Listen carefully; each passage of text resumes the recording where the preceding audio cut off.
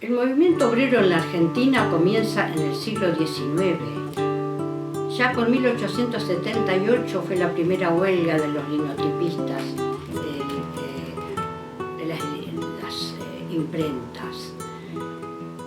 Desde ahí en adelante, con el aporte de los inmigrantes y con el aporte de los migrantes internos, hay que decirlo, que aprendieron rápidamente las enseñanzas de los anarquistas y los socialistas que venían de Europa, de luchar por las organizaciones sindicales, a veces expulsados, a veces corridos por la miseria, y que aquí encontraron una buena tierra para sembrar sus ideas. Rápidamente los argentinos comprendieron la importancia de la lucha por sus derechos y así llegamos al desenvolvimiento de todas las organizaciones sindicales. Yo lo que quería aportar, lo que quería decir es que tenemos que tener en cuenta que cuando el 1 de mayo de 1890 se hizo por primera vez, se impuso el Día de los Trabajadores, se instituyó el Día de los Trabajadores, hubo marchas en algunas ciudades del mundo, en algunas capitales, no muchas. Yo no recuerdo si eran 5 o 6, pero entre ellas estaba Buenos Aires. El 1 de mayo de 1890, la clase obrera marchó en el país en el Día de los Trabajadores, que se había instituido en memoria de los mártires de Chicago. Entonces, el movimiento obrero argentino tiene mucha historia. Eso yo creo que ya lo dije, pero no está malo recordarlo. El movimiento obrero y otros movimientos que surgen hoy y que son apoyados por los trabajadores, como el movimiento de los jubilados en estos momentos, y como en aquel tiempo de la semana de enero de 1919, cuando el gobierno decide la represión de ese movimiento casi, diríamos, insurreccional, en la lucha por los derechos de los trabajadores, porque ¿qué se pedía en ese momento? Se pedía las 8 horas de trabajo, el salario, que se pague el sábado, lo que se llamaba el sábado inglés, la tarde del sábado, y el domingo cuando se trabajaba, que se pague como horas extras, las condiciones de trabajo, o sea, la existencia de baños, de tiempo para comer, de limpieza en los lugares de trabajo, de silla en los lugares de trabajo que lo admitían. La lista es muy grande. Las condiciones de trabajo y los salarios de aquel tiempo eran miserables. Por lo tanto, la lucha tenía su razón de ser. Era una lucha para una vida más humana. En realidad, como dice el historiador Maurice Cruzet, en su Historia de las Civilizaciones, el crecimiento y la organización de los sindicatos,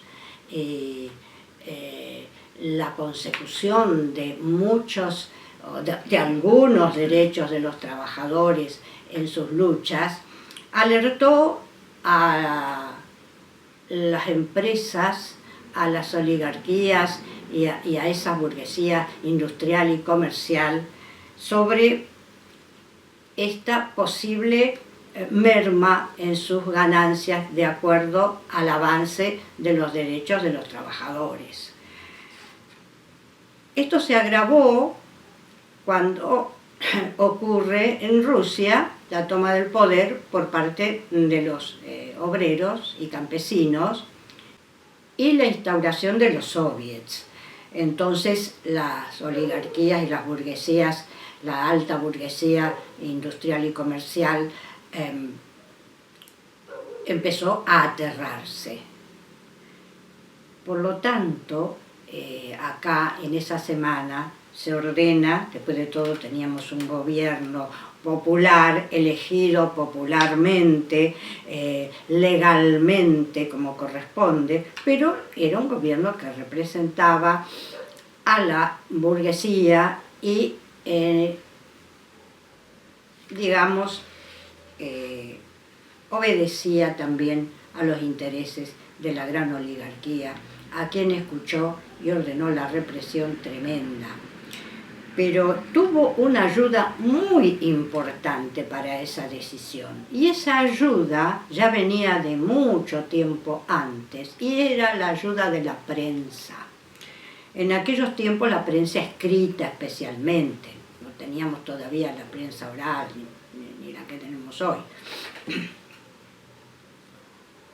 Esa prensa, que puede sintetizarse muy bien en el diario de los Mitre, que ya empezó a actuar allá por tiempos de la Guerra del Paraguay para convencer al pueblo argentino que teníamos que ir a cambiarle el gobierno a los paraguayos, esa prensa hace creer a su público que son los dueños de la verdad, que su información es la verdad.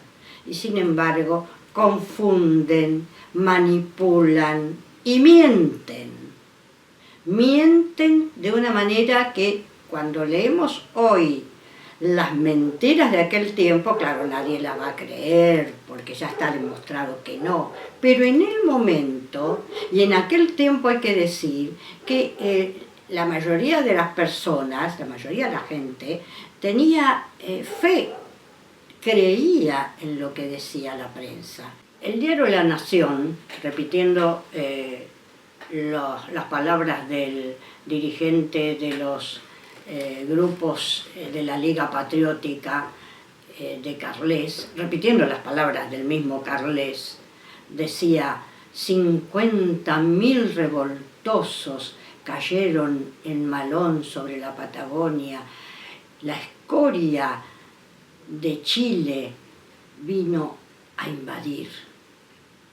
Realmente, ¿quién puede creer que esto, allá por 1921-22, cuando fue la rebelión de los trabajadores de la esquila en la Patagonia, aquello de la película que todos vimos, La Patagonia Rebelde, aquello que después Bayer se encargó de investigar y demostrar qué fue lo que pasó? ¿Quién puede creer que 50.000, como él dice, revoltosos, que eran la escoria humana, cayeron desde la cordillera? Y también otros dijeron, tal Quesada, disculpen que no puedo decir quién fue Quesada, no tengo el dato, pero también decía que cayeron sobre las estancias en forma de malón. Todos sabemos que no es así, que hubo una huelga, que no es lo mismo.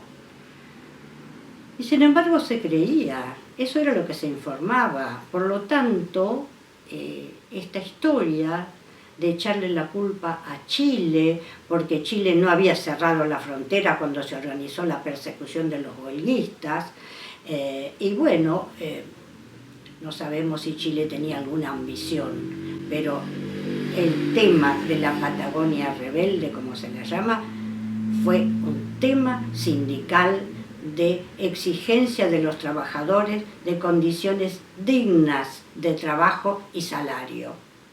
Y fue reprimida brutalmente y más de 1.500 trabajadores fueron ejecutados, haciéndoles cavar primero sus tumbas y ejecutándolos a sus orillas. Y eso lo recuerda el pueblo de la Patagonia también. Bayer, Osvaldo Bayer, cuya estatua acaba de ser derribada en estos días por partidarios de esta vuelta a la Argentina de 1870. Y esa Argentina, esa es la que masacró a los trabajadores en sus dignos reclamos. Y bueno, la estatua de Osvaldo Bayer, derribada en estos días, va a ser repuesta por el pueblo, seguramente porque hay un reconocimiento a quien dedicó su vida a esclarecer esos acontecimientos que hacen a la historia argentina de una manera muy importante. Después de todo, la mayoría de los habitantes de cualquier país son sus trabajadores. Y tenemos que tener cuidado porque la historia no es la historia del pasado, de ayer. La historia es lo que pasa también, porque lo que pasa hoy, mañana ya está escrito, ya es historia. Por lo tanto, tenemos que ver lo que pasa en el presente y tener buena memoria para que esta prensa que defiende intereses que no son los de la mayoría del pueblo, tenga su contrapartida con la verdad. Hoy día es un poco más fácil, dada el avance de la tecnología y también los derechos conquistados, que últimamente se quieren eliminar. Hoy día, repito, tenemos más posibilidades de saber la verdad más rápido, porque así como fue agredido el fotógrafo Pablo Grillo, hubo otro fotógrafo que tomó la foto de esa agresión, que dicho sea de paso está despedido, y así tenemos la información para contrarrestar la otra información, la falsa, que dan algunos medios al servicio de los intereses que no son del pueblo.